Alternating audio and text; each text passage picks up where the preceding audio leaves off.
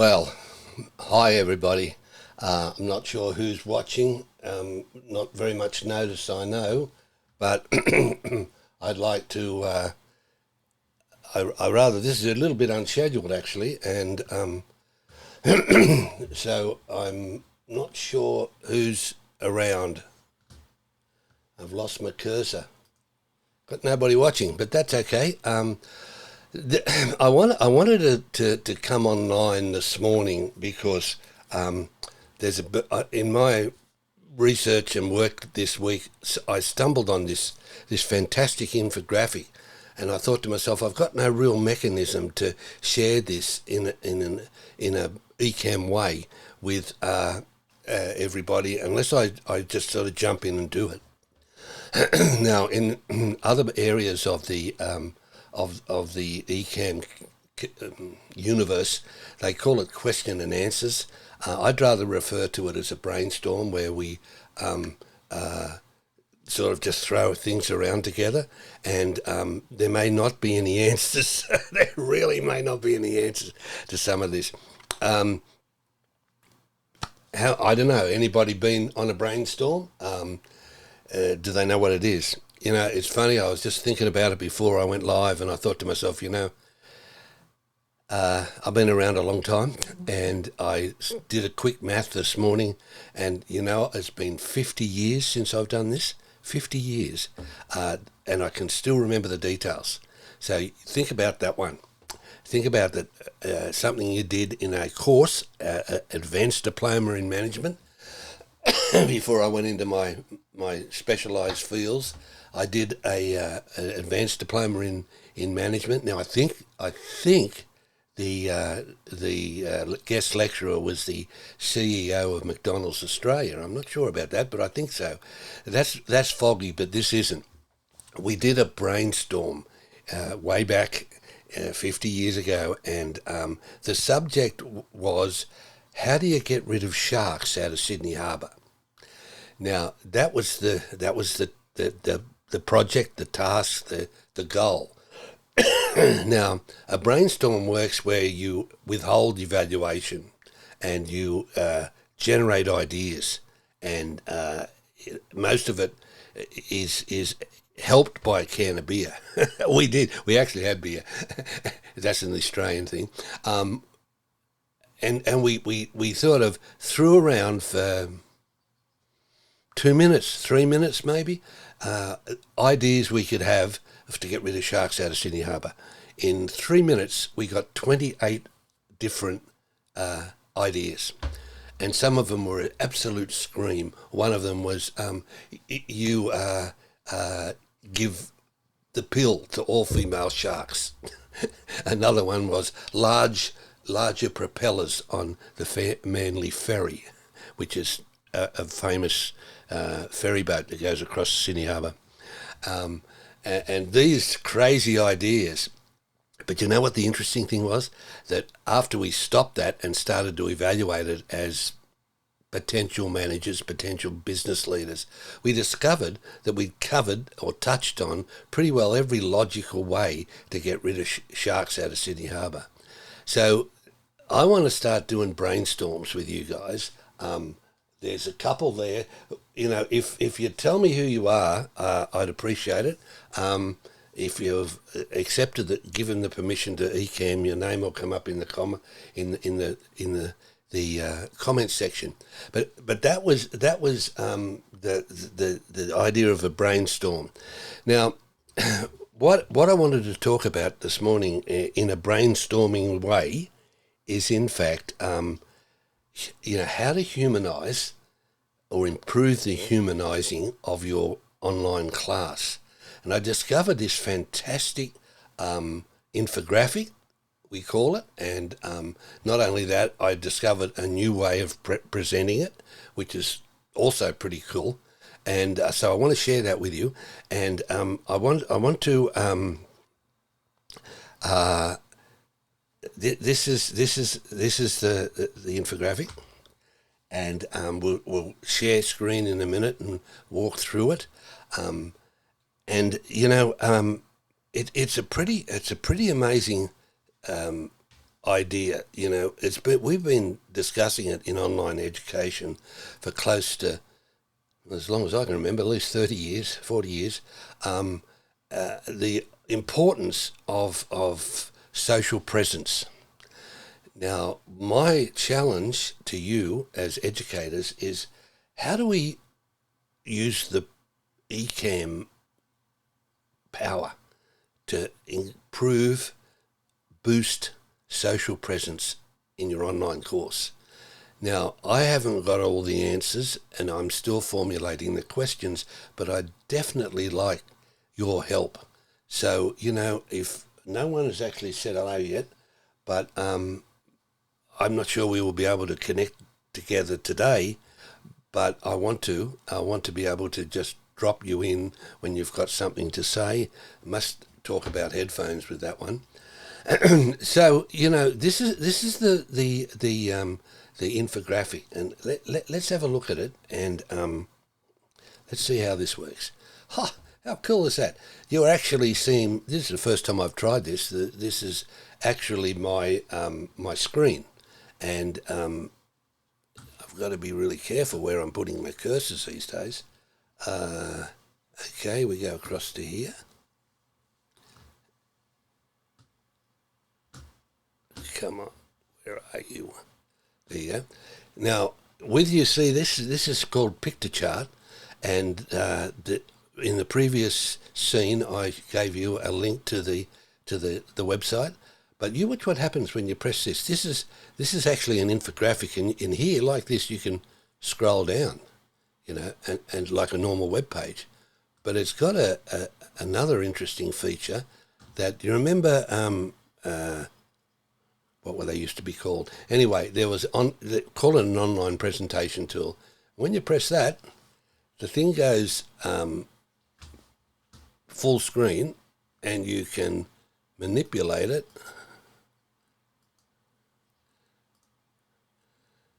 Marvelous! It's wonderful. So it's an online tool to present, and we're doing it today.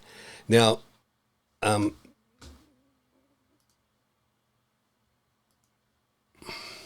humanizing learning increases the relevance of content and improves students' motivation. When students relate to an online instructor as something more than a subject matter expert. Now, SMEs have been part of online education for 30 years too, but as you as an online teacher and an online facilitator have got to be more than that. You've not only have to be an SME, the stage on the stage, but you've also got to be a guide on the side, and you've also got to be human. And this is where I think Ecamm can be of a big help. And I'd really love to know from people who are using Ecamm in a social presence and in the online education, just how they're using it.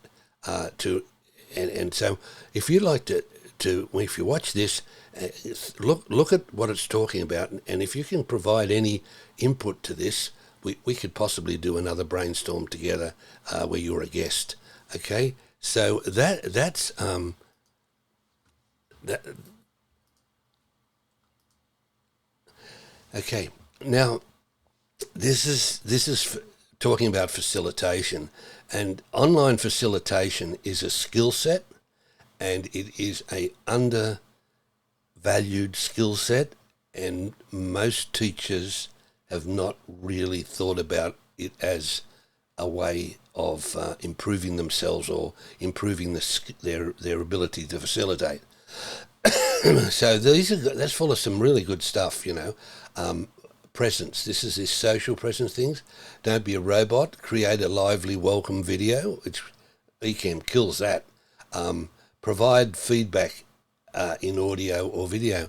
Is anybody out there using Ecamm as a form of or a way to feed back to the students a formative assessment? They when I was working with Swinburne Online, we would have a way in which we could add audio to our assessments that we gave back to the students.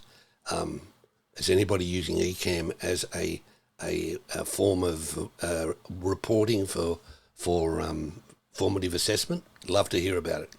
Okay, offer synchronous meetings for those who need them. Everybody needs them, guys. Sorry, but everybody needs synchronous meetings. And Ecamm, of course, can help that with through Zoom, etc. Empathy, be approachable. And this is, we talk about some of these other things a little bit later, but office hours, check in with students individually. Now, make appointments using Ecamm and get out on your knees and plead for an educational discount on contact hours. The more contact hours or interview hours that you can log up using Ecamm, the better teacher you are. So if that's a hint, what is? Set up lots of individual meetings with the students and invite them to just log into Ecamm and you talk together. All right, so the survey students in week 1. Now that's pretty interesting. Here, these are all ideas off the top of my head, guys, so they may not be well thought out. But yes, you can send out a survey. You can ask them to fill out a web page or a bio type approach. We used to do a lot of that and still do. Okay, but how about this? If you have more than one license of Ecamm, talk to your academy about this. Get a second license or put it on a way in which you can use one license if you like, but have one license that can be used to produce shows or produce student content, and so that you as a teacher are really not even in the live or in the video. I did that when I live streamed my church over 16 weeks back in the middle of the pandemic last year. So I wasn't never on camera, hardly ever, but I was producing the thing, and that will lead to a very interesting way for students to create content. Okay. So there's some of the ideas in your course design, and we could talk about it quite a bit. Having the students collaborate and learning from each other, using the Zoom groups and work out how to get Ecamm working in there with the students and having access to it. It's got a lot going for it. Now, this part of it is really quite amazing. I've literally travelled the world, and I have it in 20 plus languages now. My pedagogy which is based on the Blooms, primarily it's to start with the cognitive learning, but over there this is effective learning, which is also part of Blooms, and my model does touch that, and I'm not here to talk about that.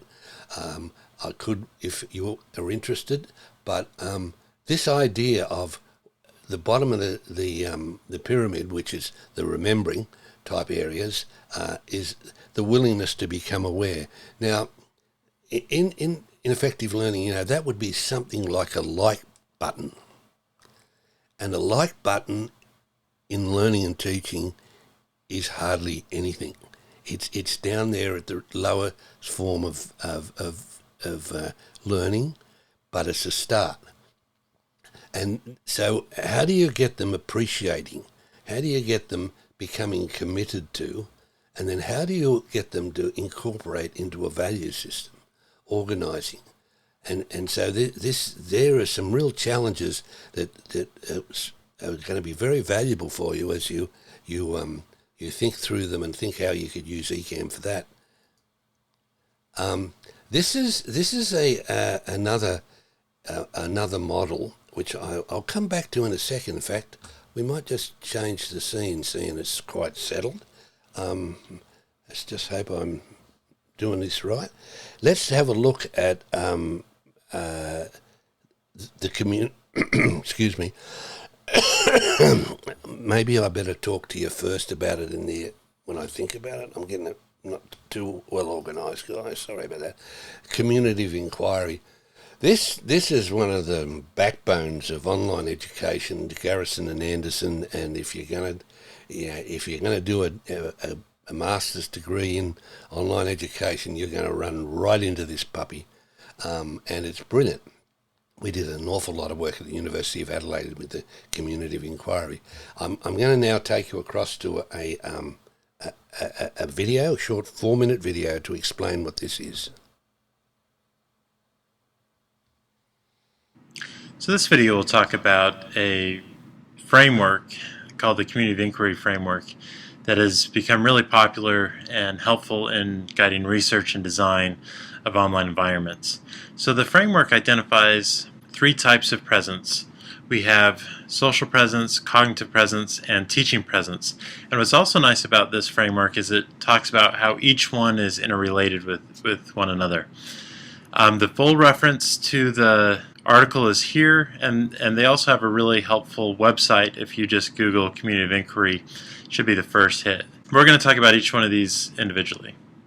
So to start with, cognitive presence, without going into too much detail, is essentially students' ability to construct knowledge and understanding both individually and collectively, and using sustained communication to develop a better understanding of the content. We also have teaching presence. So teaching presence is the teacher's ability to set the curriculum, organize the course, and also participate in the meaning making that students are going through. They also have a direct impact on cognitive presence because they're the ones that are really regulating the learning of the students and making sure that they go through the processes that they need to go through in order to understand the content and make their own meaning of the material. Then we have social presence. Social presence predates the Community of Inquiry framework by quite a bit. And basically what social presence is it talks about how participants can establish themselves as real people in a course. And they do that by portraying their full personality in an online environment. So this has a lot to do with what they're using to communicate. So if it's text, it can happen. And Garrison and his colleagues have shown that you can establish a high level of social presence using text. But it can also be more easily it can be easier to do that using video or audio or things like that. But it's important as well to show the relationship between teaching presence and social presence. So typically in this framework, social presence is referred to as something that the students do or that the students have. However, with teaching presence, it's the teacher that sets the climate that really allows students to feel safe and to communicate naturally and really have the opportunities to express their personality in a learning environment. Also, teachers need to model that behavior, and that's part of setting the climate. So teachers also have a type of social presence, and some research has shown that teacher social presence can actually be more important to a student than their peers' social presence. So social presence is also really important because if you're expecting them to communicate about course-related topics, they need to feel comfortable with one another. And so Garrison and this framework basically says that a certain level of social presence can be a prerequisite for cognitive presence or for a high level of learning to occur. And that's really the contribution that they've made with social presence. Like I said, they didn't invent the concept, but they've really shown how it's interrelated with teaching presence and cognitive presence.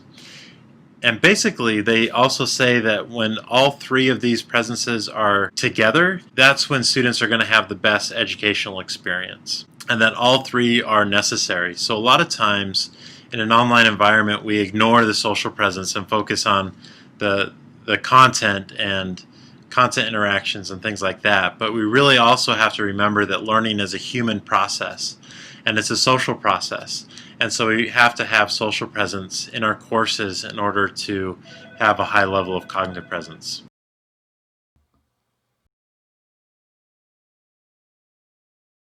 Muted. Okay, that's better. That should have unmuted. Anyway, no, I know that's kind of theoretical, but it is the implications of that to up your bar, up your online education, online courses, online learning is quite very significant.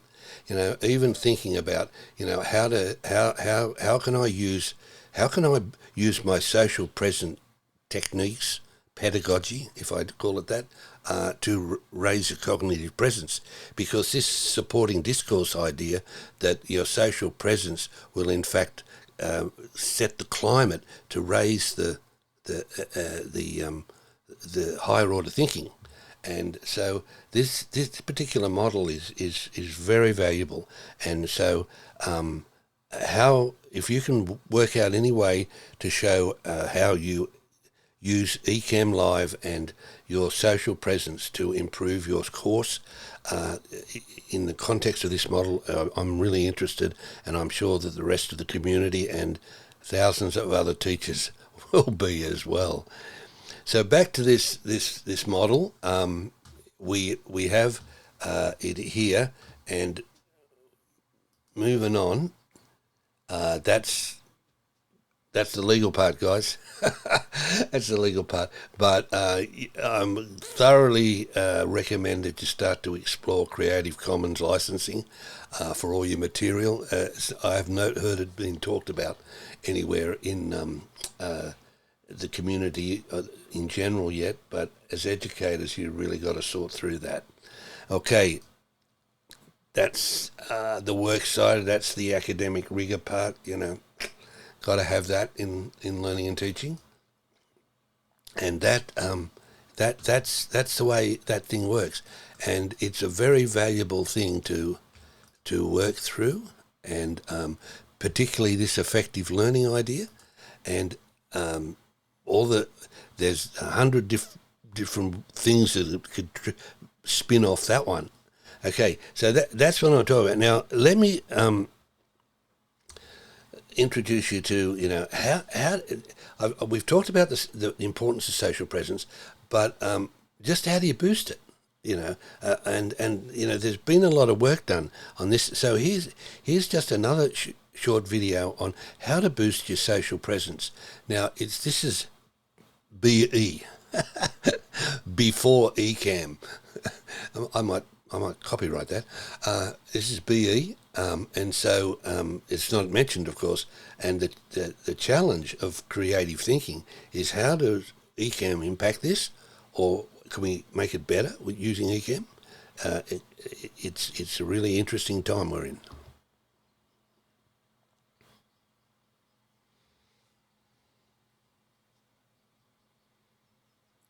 For many students, taking an online course can feel like an isolated activity.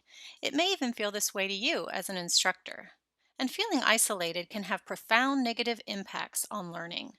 Students who feel alone and disconnected often perform poorly in an online class and are at a greater risk of giving up and dropping out. Luckily, there are tried and true techniques instructors can use to counter feelings of isolation in online courses. And there is solid research that backs up these techniques, such as the literature on social presence. In a nutshell, social presence is the degree of feeling connected to others in the classroom. And it's been well established that instructors play a pivotal role in fostering connectedness in a course. And this begins at the very start of the semester or even before. Here are 5 teaching tips backed up by research that foster social presence in an online class. If you take the time to work these into your course, you are likely to see better retention, higher quality interactions, improved course evaluations, and a higher level of satisfaction for students and for yourself. Tip 1. Send a letter to students a few weeks prior to the start of the semester to invite them to your class. Use this letter to communicate your expectations and share any start of semester logistics. For instance, let them know how to log in to your class and when your virtual doors open to them. Give them textbook info ahead of time and let them know what they can do to succeed in your course. If there are any synchronous meetings scheduled on specific days or times, spell that out from the onset so they can plan ahead. In your writing, use a friendly tone and express excitement for both the topic and for their participation in the course. Tip 2. Create an inviting online learning space for your students and make sure to add a personal touch. Of course, your content and links must be available, well organized, and functional, but in addition to that, include an instructor bio with your photo to help your students get to know you. Consider adding a brief welcome video so they can hear your voice and see there is a real human being on the other side of the monitor. Related to this, tip 3. Be sure to include audio and/or video recordings in some of your online lessons. Many instructors like to use My Media Site to create material like this. And if you're giving feedback on a paper or assignment, give some verbal feedback in addition to your written feedback. This can actually save you grading time, and it may make your students feel more connected to you, receiving such a personal response. If you use Moodle, there is a feature built into the assignment tool that allows you to easily record audio clips for feedback. Tip 4. Hold online office hours or discussion sessions so students can connect with you in real time. This can be an opt-in activity, and you can even record them so students who could not attend can still review the sessions afterwards. Having opportunities for real-time interaction significantly reduces feelings of isolation, especially for those students craving connection. And remember to refer to students by first name. This is a small yet powerful way to connect to students and demonstrate that you recognize them as individuals. Tip 5. Be accessible and respond to email within a defined period of time. For instance, within 24 hours during the week and 48 hours on weekends.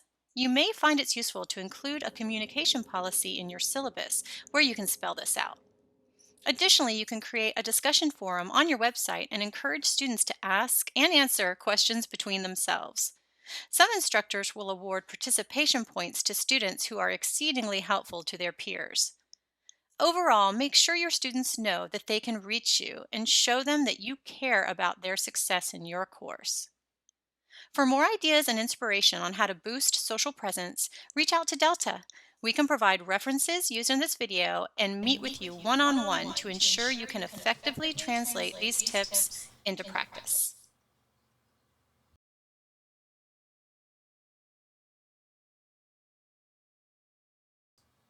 That doesn't unmute. I'm sorry about that. I've got to look at that and find out what's going on. That was a university, created thing, and of course it's primarily for all the staff, which could be thousands in some of these big US universities. But it touches on some really strong points. Now, using more than one technology is really the way to go, but Ecamm can be integrated into most any part of that. The office hours idea, of course, could be a Zoom call with Ecamm built in, an inviting online learning space, and being accessible. Again, this idea of using a video as formative assessment feedback is really quite an exciting idea. I'd love to try it myself, except I don't teach directly into students anymore in that way. Now, if you're watching this one and you've never seen Ecamm before, welcome to our world. There's been quite a number of teachers said how it's a life changer, a game changer, and so if you want to look at Ecamm, please go and look at this. This is an ad. I'm an affiliate. I really believe in it. And if you click that ad, scan that QR code up there, or use the bit.ly Ecamm Teach, one word, you will take you to the Ecamm site, but it will have my affiliate attachment as well, so that if you actually buy the program, I will get a small return, but for that return, I'll give you at least 1 hour's consultancy on how to get off the ground with it. The possibilities of this technology is staggering, and the Ecamm community is one of the best I've ever experienced. So that's it, guys. This is how to humanize or boost the humanizing of your online course. And I'm going to do more brainstorms. Now, I started only a few days ago with the vlogcast idea, and so you'll notice that this is the second episode. So I'm really shifting across to this more of a brainstorming, spontaneous thing where we jump on a regular basis, definitely. And it's going to be exciting. Only a few minutes ago, one of the guys in the community who is doing some amazing work in trade practices and trade courses, and how he set his lab up to use Ecamm and live stream. I'm looking forward to talking to him, and he's just agreed to be able. We're going to start talking about it next week. It might be a week after before we get to put a brainstorm up. But this idea of how to live stream practical skill-based training and how to live stream practicums or practical exercises and assessment, and they get the students to use video to feedback is, is a big thing. But the exciting news, next week, we've got Jan Keck, who is put up a post a few weeks ago that talks about emojis. And I went, whoa, there's an interesting idea. And he is somewhat of a experienced practitioner of Zoom, and he's working in Zoom, but he uses emojis to teach and learn. So we're going to do a brainstorm next week on this one, and so if there's anybody watching that can would like to be involved in it, a future brainstorm session, please do so.